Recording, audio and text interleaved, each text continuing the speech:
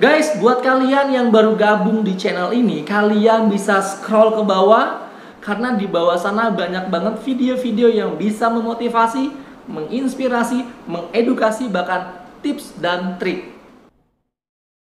Nah guys, hari ini saya akan membacakan satu kisah inspirasi yang mungkin bisa menggugah rasa kita, membuka mindset kita, dan mungkin ada sudut pandang kalian yang berbeda mengenai satu kisah inspirasi yang akan saya bacakan hari ini.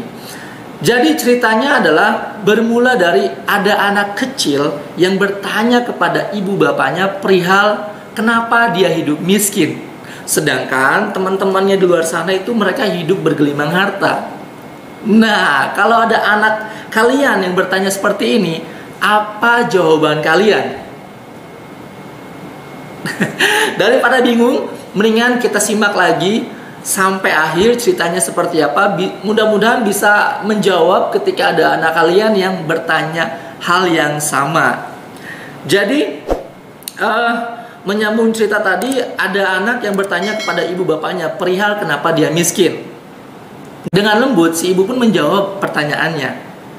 Nah, hidup itu kalau boleh ibu gambarkan seperti kita jalan-jalan atau berada di supermarket yang besar.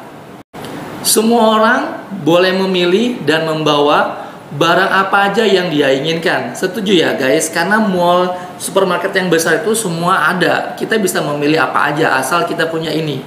Iya.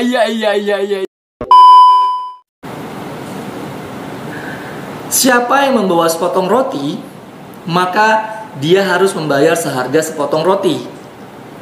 Siapa yang membawa 3 potong roti, ia pun harus membayar 3 potong roti. Nah, yang menariknya, sementara kita tidak mungkin membawa apa-apa karena tak punya uang untuk membelinya. Setuju ya guys? Karena kalau orang kaya ngelihat barang-barang yang dia lihat, apalagi punya ini, pasti ada ada hati yang yang bergetar, gue harus membelinya karena dia punya ini. Tapi ketika orang yang tidak mempunyai uang, boro-boro mau ngambil, mau milih, ya kan? Terus si ibunya bilang lagi, bahkan di pintu kasir pun kita tidak akan diperiksa, dibiarkan jalan begitu saja. Nah, bener kan? Jadi kalau kita nggak punya uang, mau masuk mall sebesar apapun, kita cuma lihat-lihat, kasir pun tidak akan menyetop kita, karena kita nggak ada bawa barang yang dipilih atau diambil. Sedangkan orang kaya itu banyak banget membeli barang-barang dia pilih, sampai akhirnya dia tidak bisa jalan begitu aja ngelewatin kasir. Dia juga harus mempertanggungjawabkan bayar gitu kan, disetop sama kasirnya. Nah, si ibu pun langsung menggeret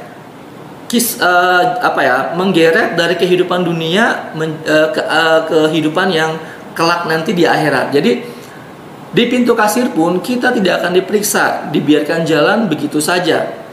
Begitu pula kelak di hari kiamat. Nah, saat orang-orang kaya antri menjalani pemeriksaan untuk dimintai pertanggungjawaban, saat orang-orang kaya ditanya tentang dari mana hartanya mereka peroleh dan kemana hartanya mereka gunakan, kita dibiarkan terus berjalan tanpa beban. Lebih enak bukan?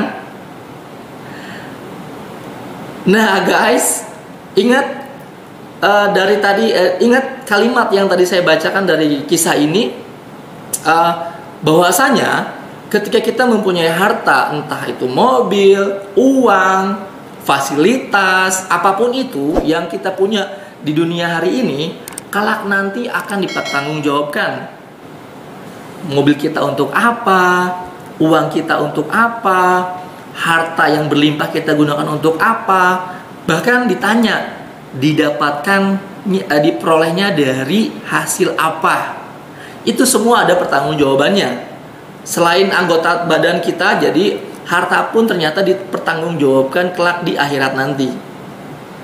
Lalu si ibunya pun melanjutkan, apakah engkau masih juga belum bisa menerima, nak?